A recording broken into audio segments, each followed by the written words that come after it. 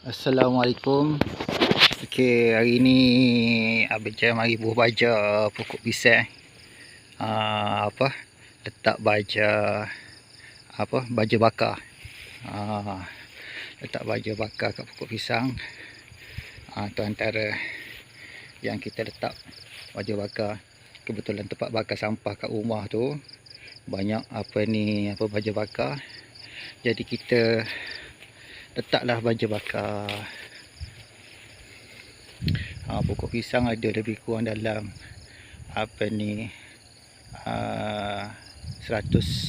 pokok, dekat 200, 106 macam itulah.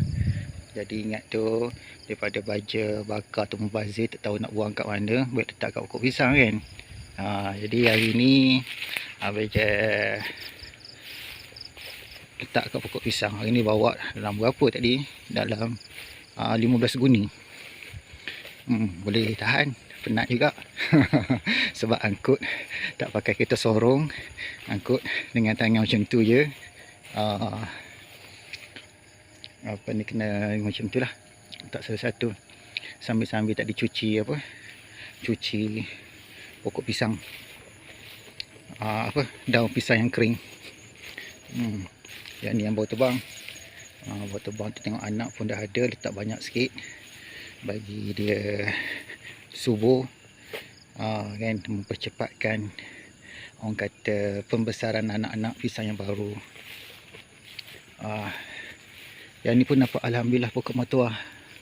Berapa hari spray sea soy. Sebab itu hari spray seaweed, terkejut nampak hangus sebab campur dengan kristalon.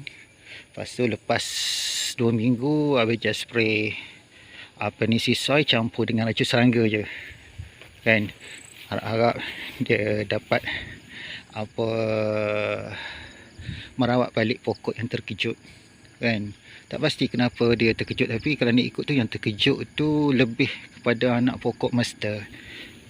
Anak pokok matua tu tengok alhamdulillah tak adalah nampak terkejut, kan, sebabkan ni. Tapi tak pastilah, sebab sekarang ni di Bukit Merbau ni musim kemarau, cuaca agak panas, dan Abang Jam pun tak ada sistem air, kan. Tak ada sistem air, masih lagi siram secara manual. Dan tadi tu yang terkejut sebelah sana, kan, yang terkejut sebelah sana tu, jadi Abang Jam siram satu baldi, harap-harap dia dapat membantu. Tu pun tak boleh